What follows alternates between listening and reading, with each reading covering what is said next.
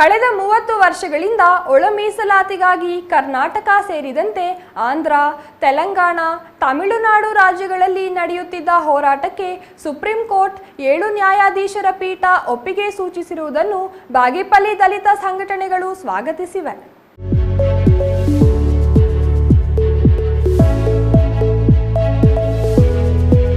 ಬಾಗೇಪಲ್ಲಿ ತಾಲೂಕು ದಲಿತ ಸಂಘರ್ಷ ಸಮಿತಿ, ಮಾದಿಗ ದಂಡೋರ ಹಾಗೂ ವಿವಿಧ ಸಂಘಟನೆಗಳು ಮೀಸಲಾತಿ ಹೋರಾಟ ಸಮಿತಿಯಿಂದ ಅಂಬೇಡ್ಕರ್ ಪ್ರತಿಮೆಗೆ ಮಾಲಾರ್ಪಣೆ ಮಾಡಿ ಪಟಾಕಿ ಸಿಡಿಸಿ ಸಿಹಿ ಹಂಚಿ ಸಂಭ್ರಮಿಸಿದರು.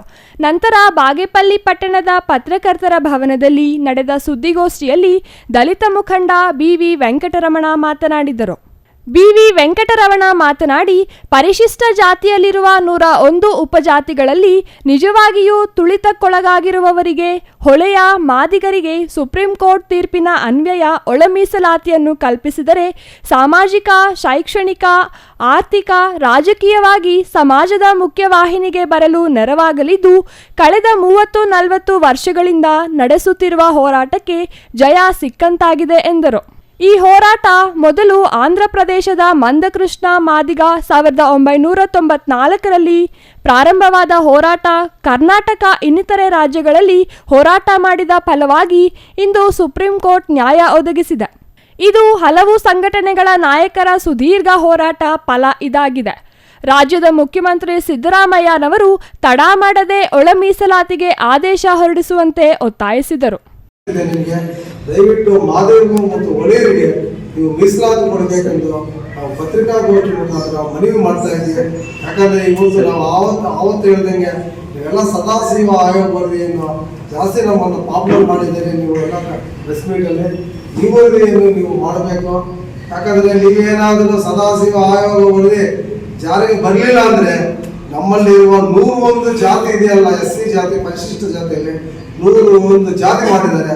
101 ಜಾತಿಯವರು ಕಬಲಿಸ್ತಾರೆ. ಅರ್ಥ ಮಾಡ್ಕೊಂಡ್ರಿ, ನಮಗೆ ಮೀಸಲಾತಿ ಇರುವುದಿಲ್ಲ.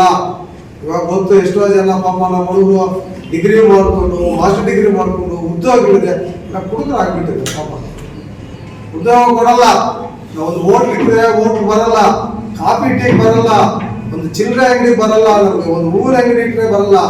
ನಮ್ಗೆ ಇಲ್ಲಿ ಶೋಷಣೆ ಜಾಸ್ತಿ ಇದೆ. ಇವತ್ತು ಕಂಪ್ಯೂಟರ್ ಶೋಷಣೆ ನಮಗೆ ಮೊದಲು ಮುಂದೆ ಹೇಳ್ತಾ ಇದ್ರು, ಹಿಂದೆ ಮಾತಾಡ್ತಾರೆ. ನಾವೇನಾದ್ರೂ ಮಾದಿಗರು ಹೋಟ್ಲಿದ್ರೆ ಆದ್ರೆ ಬರ್ತಾರ, ಇಲ್ಲಾಂದ್ರೆ DSS ಹೋಟ್ಲಿದ್ರೆ ಬರ್ತಾರ. ಊರ ಅಂಗಡಿಗೆ ನಮ್ಗೆ ಬರಲ್ಲ, ಒಂದು ಕನಿಷ್ಠ ಒಂದು ಬೀಡ ಅಂಗಡಿ ಕೂಡ ಬರಲ್ಲ ನಮ್ಗೆ. ಈ ಸಂದರ್ಭದಲ್ಲಿ ಕಡ್ಡೀಲು ವೆಂಕಟರಮಣ ಮಾತನಾಡಿ, ಈ ಹಿಂದೆ ಮೀಸಲಾತಿಯಲ್ಲಿ ಹಲವು ಜಾತಿಗಳು ಸೇರ್ಪಡೆಯಾಗಿದ್ದು ಸಬಲರು ಮಾತ್ರ ಮೀಸಲಾತಿಯ ಗರಿಷ್ಠ ಲಾಭ ಪಡೆಯುತ್ತಿದ್ದರು. ಈಗ ಅದಕ್ಕೆ ಕಡಿವಾಣ ಹಾಕಿದಂತಾಗಿದೆ. ಇನ್ನು ಮುಂದೆ ಸಣ್ಣ ಉಪಜಾತಿಗಳು ಸಹ ಮೀಸಲಾತಿಯ ಲಾಭ ಪಡೆಯಬಹುದು ಎಂದರು.